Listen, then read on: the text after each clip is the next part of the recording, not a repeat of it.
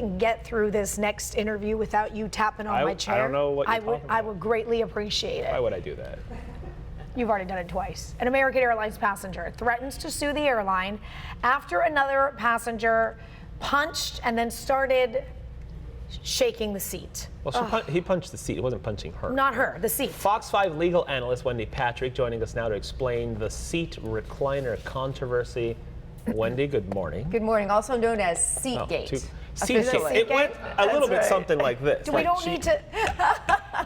How does that feel, Shali? It doesn't feel very comfortable, does it, at all? And it kept going, wouldn't stop. That's the video. Can we just rely on what actually happened? Well, that's show and tell. What happened here? Okay, Wendy? so you see this video out of context. In court, we have something called the rule of completeness. Sure. If you're going to show something, you have to really portray the surrounding circumstances so they can understand. But if this is all you have, what in the world are you seeing? Okay, she is videoing what is a very bad breach of what we call Jettquette. Yeah. Those of us that travel a lot understand you Jettquette. have to abide by the rules of Jettquette. That has to do with whether you can put your seat back, what you do with your electronics, that you use earphones, all the kinds of things, the armrest, that's a big Jettquette issue as well. All the types of things that aren't written down anywhere. I guess maybe they're in the contract of carriage somewhere. We learned that last year. But at the very least, you abide by these rules so everybody can have a safe flight.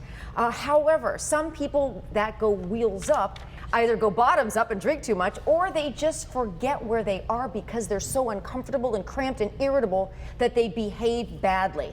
Then the question becomes, what can you do about it? How much authority do the flight attendants have to quelling bad behavior, and what recourse is available to the passengers?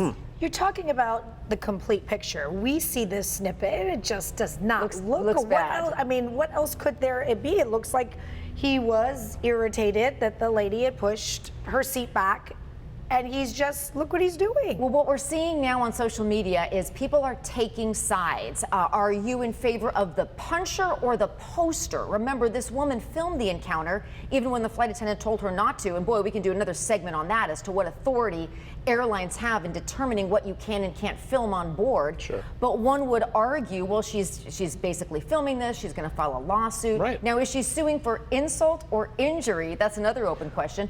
But his behavior, remember that she was saying she was defamed. She also said she was injured. But his behavior is atrocious as well. So it's one of those incidents that really should make all of us, especially amidst coronavirus fears that we have on top of everything else nowadays, that we really should make sure we make peace with our seatmates so we don't end up in a scenario like this, because it's too easily gone viral. Does she have a case? I mean, I could think of 100 lawyers right now that would take that case, but does she have a case, and what do you argue? Well, she said she was injured. Well, that's why I said, is she suing for insult or injury? Was she injured? Did she have whiplash? Is her neck sore? Or was she defamed? Remember, she also said that the flight attendant said some very nasty things about her that didn't happen. She allegedly spilled his drink, etc. She obviously wouldn't have known that. She's sitting in front of him. Those are some of the issues at play right now. And then, of course, there's the greater issue is, do we all just move on? Instead, and maybe learn from this. And this is like road rage, air rage. Do we just move on? But if you're going to sue the airline over this, it doesn't look like there was, again, this is just us throwing it out there, injury and defamed. How about the expectations of a customer going on an airplane and reclining your seat as expected, as designed and built by the airplane manufacturer, purchased by the airline? You should be able to pay your money and sit and recline your seat without having some knucklehead do that to you without the airline doing anything about it to stop it. I think you've just given her a free consultation, Raul, because that is the argument that a lawyer would make. And if I tell the stewardess they have to do something about it, like a rowdy passenger or a drunk passenger, they must act. Part of the problem here was exactly that her allegation is that the flight attendant, instead of dealing with the controversy that was going on that everybody could see, basically sided with, again, this is all about taking sides, the passenger behind her. Now, again, there's no corroboration of any of this. That's why it's an interesting story for us to be discussing in a court of public opinion. Right. But if this ever got into a court of law, we'd need corroboration of all of this. Who was sitting next to her? What did the other passengers see? Did the other flight attendants witness anything? Does anybody else have video? You know, everybody is so quick to whip out those phones and start filming. Yeah, you know so there's so much more to the story, no doubt, than that video taken in isolation. But is it bad enough? No, go ahead. Are you like fired? I haven't been able to ask one question. But this is exactly what it would be like, but for that extended period of time, all caught on tape. My prediction is we keep talking about this because it's so many other passengers have been in that scenario on both ends. Yeah. I've had people recline their seats right in front of me, and I'm tall, and I'm like, what am I going to do? It's right in your face. I don't say anything because this is the seat I bought. The CEO of Delta Airlines did come out this week and said the right thing to do is to ask before you recline your seat. And sometimes they actually announce it. They actually announce it. I fly a lot. Yeah. They'll say, I've never please heard put that. your seats up while we serve a meal if you're taking a long flight. So again, back to that, Jettquette, know what those unwritten rules are.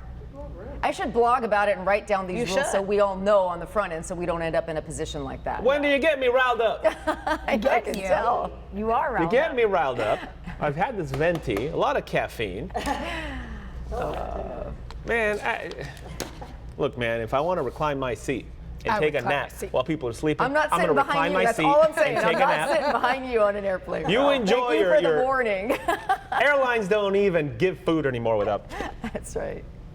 Wendy, thank you. I Thank you. apologize for the ugliness, Deep how breath, this has deep just breath, deep completely breath. gone down. Got to fly good. first class. We're That's good. the lesson. We're good. Well, Yeah, right. We're good. thank you, Wendy. Say it, recline my seat. A punch. Notice that guy didn't do that to like a big dude, right? He took advantage of thinking, don't get me started on this guy.